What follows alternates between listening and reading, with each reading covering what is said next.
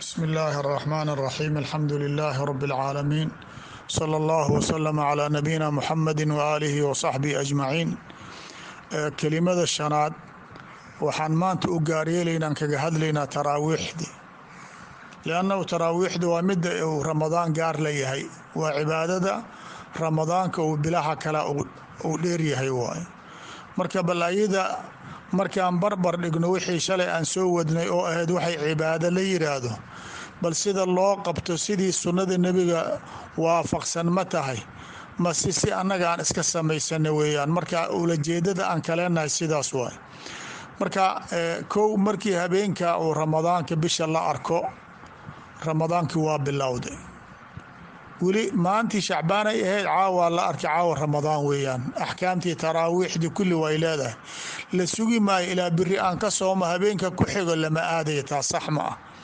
markii bishii aan aragna waxaan leenahay allaahuma ahillahu calayna bilyumni waaliimaani wasalaamati waalislaam rabbii warabuki illaah annagoo nebiga ku dayanaynaa ducadaasaan akhrinayna ilaahu bisha noo dhali si oo baraka leh oo iimaan leh oo nabadgelya islaam leh markaasuu nebiga dhihi jiray rabbii warabuki illaah yacni qamariya habow aniga iyo adiga ilaahay baana wada abuuro hal rabbi baan wada leenahay marka intaanan u gaarin ceshihii iyo taraawiixdii maqhrib baa habeenkaa ka soo horeeya haddii ay dhacdo maanta in la sooman yahay oo maqhribka la gaaro waxay habboonayd markuu muadinka aadaamo dadka in loo dhimriyo oy soo anfuraan 7 daqaa'iq ilaa 10 daqaa'iq in la siiyo maqhribka wakhtigiisa sida dadka ay soomaalida aaminsan yihiin oo intay daqaa'iq yaroo maxduud uu yahay ma ah qowlka raajix oo axaadiidta ay tusisay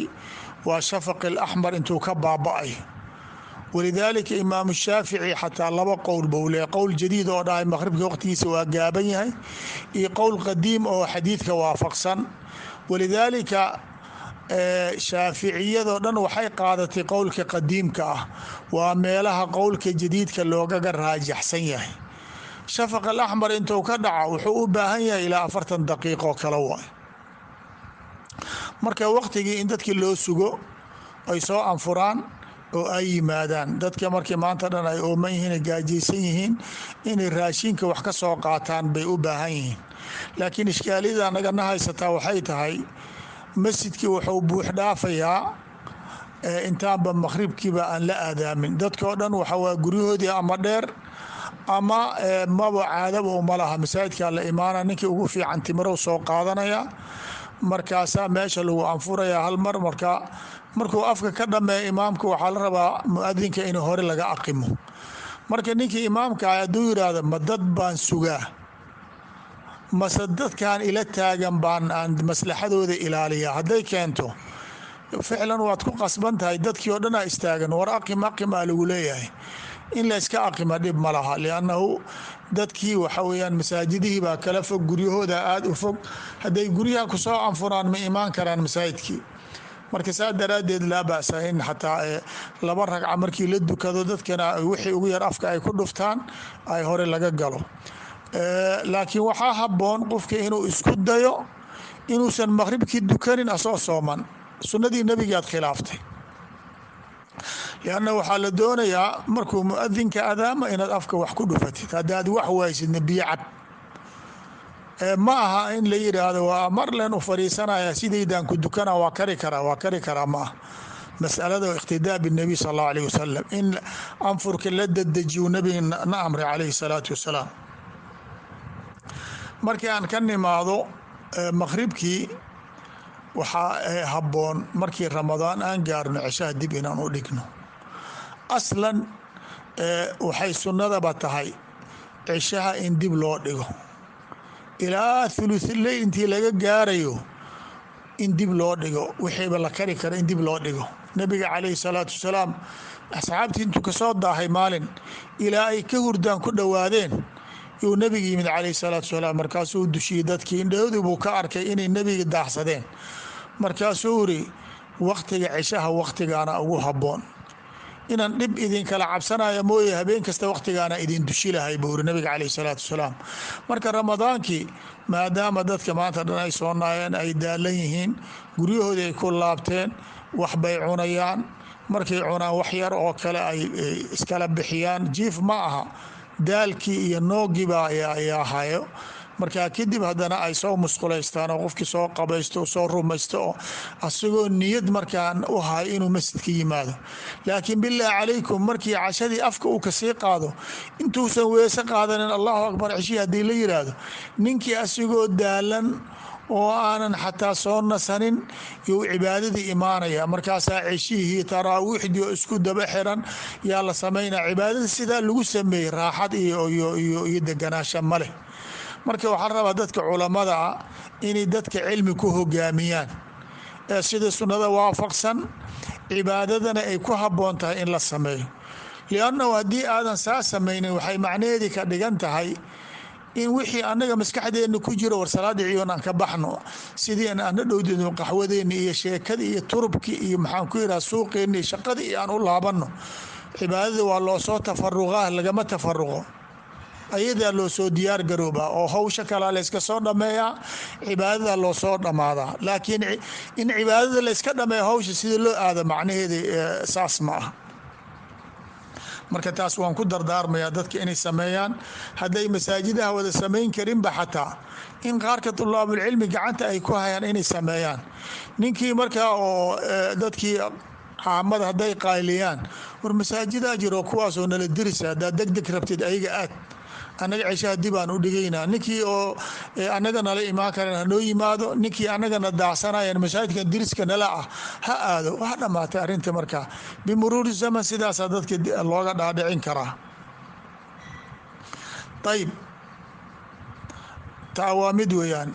midda ugu muhiimsan oo soo socdaa waxay tahay waxaa la yidhaahdo rakacaadka ama taraawiixda intay ragca ay ka kooban tahay.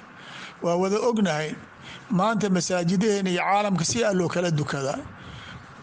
markii waxaana salafkii xataa waqtigeeda way jirtay oo marbaa waxaa weya dadaa 40 dukanay, dadaa 35 dukanay, dadaa 23 dukanay, dadaa 11 waa la badan yahay. markaan iska soo reebno hadda maanta yani mas'alo yaroo kooban, aan hadda khilaaf inaan uga hadla dooni maayo. haddii aan baniraado cadadka badan iyo midka yarba waa wada bannaan yihiin, waxaa marka aan khiyaarka imaana keebaa ugu wanaagsan. waxaan shaki lahayn haddii xataa aan iraahdo waa wada bannaan yihiin, waxa wanaagsan wixii nebiga uu sameeyey calayhi salaatu wasalaam. caaisha nebiga waxay tiri ramadaan iyo keyrkiisa qiyaamka iyo taraawiixda rabta ku magacaaw 11 kama ziyaadi jirin, riwaayo kale 13. marka haddaan idhaahdo waxaan bannaan kulligood waa wada siman yihiin, laakiin nebiga miduu sameeyey yaa ka sii wanaagsan. 3 ninoo shalay aan soo sheegnay markii cibaadadoodii ay la yimaadeen cibaado nebiga ka badan, nebiga tiisuu ku soo celiyey. wuxuu iri sidaan samayna hala sameey, ninkii ka baxana waxba kama jiraan wixiis. marka aniga waxaan leenahay waxaan dhan wada jirood sheegaysid wixii nebiga uu sameeyey baan ka dooranaya. marka cadadka waxa weeyaan waa 11 kaas in lagu mitida ay habboon tahay. midda labaad, adiga ka shakhsi ahaan markii ramadaanka aan jaanib iska dhigno, markii shacbaankii iyo rajabkii maxaa duka jirta? nin 23 ragcad duki jira maa nugu jira. ninka noogu fiican 11 uu dukanay, nina 3 nina 5 nina 7 nina 9 nina 11. nabiga tiisa ugu badnaa jirta. marka ramadaanku baa nabiga dhaafaynaa, inta kalena waan ka gaabinaynaa. miya saas wax macquul ma. marka waxaan leetan u fiican waa sidaa weeyaan. qudwada macnaheeda saasay ka dhigan tahay. waa kow. nuqtada labaad, u fiirso soomaalida maxay ahaan jirtay markii 11kii ama waxay dukanayaanbo waagii hore taraawiixda maxaa lagu dukan jiray 23 daqiiqo 23 ragcay dukan jireen soomaalida, oo ayada dhan 10 ilaa 15 daqiiqo lagu dukanay. waxaa lagu akhri jireen alhaakum takaathuru ilaa aakhiri suurati الnaas. alhaakumaa ragcada hore lagu akrinaa, midda kuxiga waxaa weeyaan qul huwa allahu axad. walcasri yaa midda kale la akrinaa tadama qul huwa allahu axad. markaasaa waxaa weeyaan sida loo dadejinaa imaamkii hore xataa waa la bedeli jiray. waxaa laleeyahy nin degdeg badanaan u baahannahay, heblow adigaa fudude bal sidii maxaan ku idhaahdaa gaariga noo dushi markaasaa waxaad arkaysaa allahu akbar allahu akbar nin waxa weeyaan qiyaama u joogaa, nin waa rukuucsanya, nin waa sujuudsanya, nin sujuudow ka soo baxaya, masaajidkii o dhan waxaad arkaysaa kala dhacay. markaasaa inta halkaa salaamu calaykum liilah la kala firdhanaya aa lagu leey qiyaamuleyl aan samayna. subxaan allah, waa salaad lagu dambaabaya weeyaan.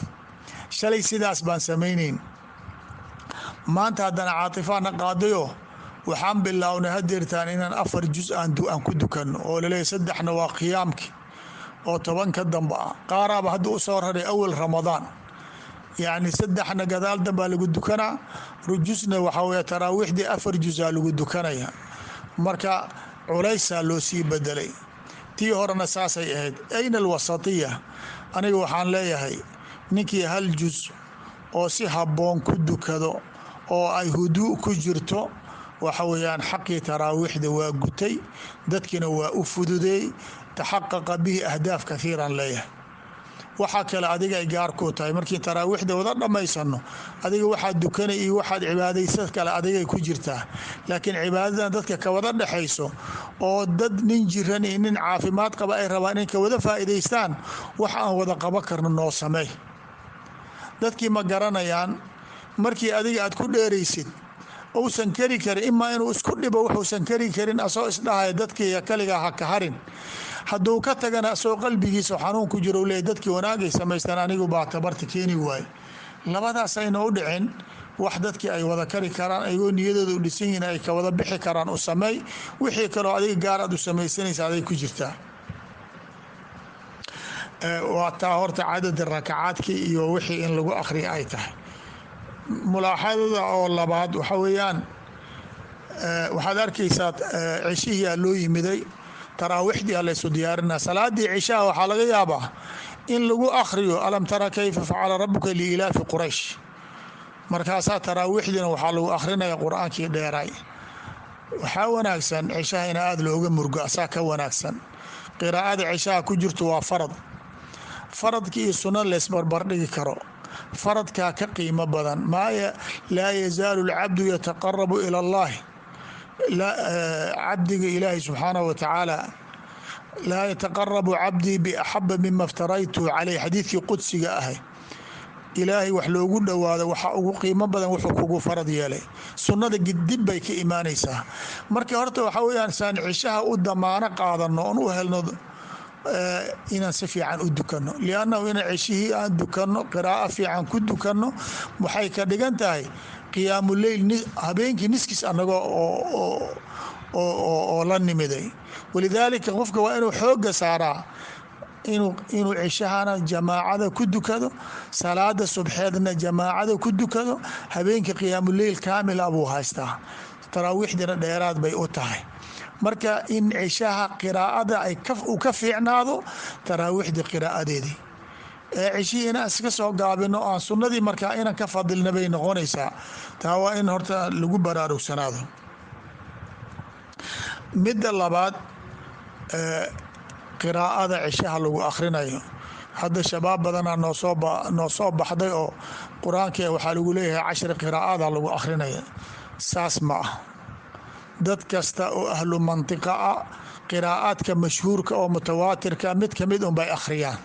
inkeedu loogu akhriyo yaa habboon, xataa laa taftinahum. kaiir min annaasi khalad bay u haystaan qur-aanka. dad badana xifdisan weligoodna qiraa'adaas mahin wax kale aanan maqlin. inaad wax kale ku keentid wax habboon ma aha. annagana hadda maanta waxaan gaarnay ragcadan qiraa'a lagu akhrina riwaayad, ragca thaaniya riwaayo kale, ragca thaalita riwaaya. hada alaakum takaathuru idinku dhici. hal riwaayad u qabo oy dadka wada yaqaaniin, ha ku khushuucaano, ha ku baraarugaano, intaasaa kaaga filan. ayib, waxaa kaloo hadeertaan nagu badan wax la yidhahda taqliid اlquraa. dhallinyaradeedii waxay bilaabeen inay isku kalifaan quraada la yaqaano waaweyn inay siday u akhrinayan isku dayaan isku akhriyaan. marka waxaad leedahay ninkan xusari buu taqliidina, ninkan cali jaabir, ninkan sudays, ninkan shuraym, ninkan fulaan, ninkan kayta. marka taqliidka aniga waxaan u arkaa in laga wanaagsan yahay aslan lisababayn ama lihalaathati asbaab. marka ugu horeysa adiga ilaahay sawd buu ku siiye mawhibo leh kaada isku day inaad qurxisid waa intaasoo ninka aad adiga taqliidinay ka wanaagsanaatid waa kow. midda kale ninkan aad taqliidinay codkiisa annaga waaba noo duuban yahaybo. aniga qur-aan markaan rabo inaan dhegaysto ma xusari maan dhegaysanaa mase xusari ninka isku ekaysiinaya hadduuba xusariba uu meesha yaalla maxaan aniga kaa dhegaysanaya marka adigaaba daaqada iska bixisa. waxaa weeyaan marna kastana midda labaadne almuqalid lan yakuuna mila almuqalad ninka wax taqliidina isku ekaynaya ninkaas marnaba ma noqon karo adiga waad ka hooseysaa. midda saddexaad waxaa laga yaabaa quraada isku wada mid maaha dad waxaa jira oo aan tajwiidkii iyo mulaaxadaad yaa lagu haysto adiga haddaa tiraa dadkaasaan taqliidinay mulaaxadaadkii iyo khaladkii ay gelayeen inay kula dhacdid adoo u qasdaysid adoo heli kartid inaad ka wareegsatid ka waacsatid asiga isma ogo macduur waay adigana waad ugu kasaysaa inaad la timaadid kayf hada marka aniga waxaan leeyahay taqliidka habboon ma ah. waxaa weeyaan qof kastaba codkiisa inuu ku dushiyo dadka uuna ilaaliyo axkaamtii tajwiidka iyo sidii intuu kari karo sidaasaa wanaagsan. wailaa waxaa noo imaanaysa 100 qofood oo hal nin codkiis wada matalayso ummadii marka nusqa mukararay noqonaysa. haddaan iraa kulligeen xusari aan taqliidino marka waxaa weeyaan anaga dhan xusari baa noqonay ummadana way badan tahay dad baa xusari codkiisa cajibgelinaya ninaa fulaan ou cajibgelinaya bal hadda u fiirso cabdisilbaasid xusari maxaan ku iraa sheekh cabdirashiid maxaa cali jaabir sheekh sudays ninba cod buu ilaahay siiyey sidaasaana lagu wada jecel yahay adigana inaad dhinac ka soo noqotaa la doonayaa maahane mid kamid ina soo celcelisid ma ah. ayb iyo warkii ugu dheeraanin waxaa ku xigo qur-aankii markii la akhrinayo khushuuc baa loo baahan yahay salaadii sideeda waqad aflaxa almu'minuun aladiina hum fii salaatihim khaashicuun dadka ilaahay salaadiisa ku khushuucay waa guulaysteen buu nabiga ilaahay yihi subxaana wa tacaala. khushuuci waa loo baahan yahay laakiin khushuuca ma aha macnihiisa in la ooy keli ma ah adoon oynin baa khushuuca aad heli kartaa macnihii haddaad ku tadaburtid ay ku saamayso alam yaأni liladiina aamanuu an takhshaca quluubuhum lidikri اllah alkhushuuc fi اlqalbi marka codkan iyo oohintana waa ka duwan yahay qad yakuunu اlbukaa dalaala daliil cala اlkhushuuc waqad laa yakuunu. khushuuca waa shay layska rabo laakiin shardi un bukaa uma ah haddii la oynayane oohintii nebiga laga soo guuriyey wuxuu iri saxaabigii kaana الnabiyu sal اlه alيه wasalam yusalii wa fii sadrihi aziizun kaaziizi اlmarjali min albukaa. nebiga markuu qur-aanka akhrinayo xabadkiisa ama feerihiisa waxaa laga maqlay guux oohin u leeyahy ma aha waa isku celinaa nabiga hoostiisaa laga maqlaa ninka u dhow baa maqli jiray in nebiga ku dayataa la rabaa laakiin bob ilaa qiraa'adii la joojiyo marka yani wixiiba awooddaada ka baxsan dadka isku qalbi maaha macalish laakiin inaad habeen kasta aan diyaar garowno aayad la wada yaqaano lagu wada oogala diyaar garoobo waxaa ila tahay ina fiiha nadar.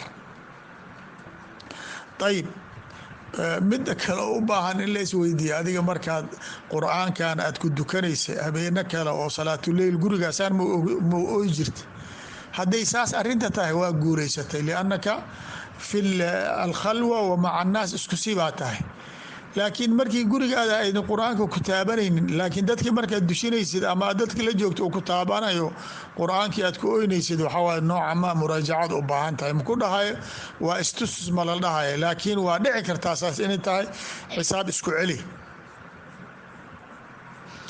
ayib intaas waxaan ugu dhaafnay taraawiixdii aan ku dhaafno waxa weeyaan ducadii baanu imaan doonaa laakiin waxaad moodaa waqtigeedii inuu dheeraaday. wabiاllahi tacaala towfiiq wsala اllah wslama calى nabiyina muxamadi waaalihi wasaxbihi ajmaciin.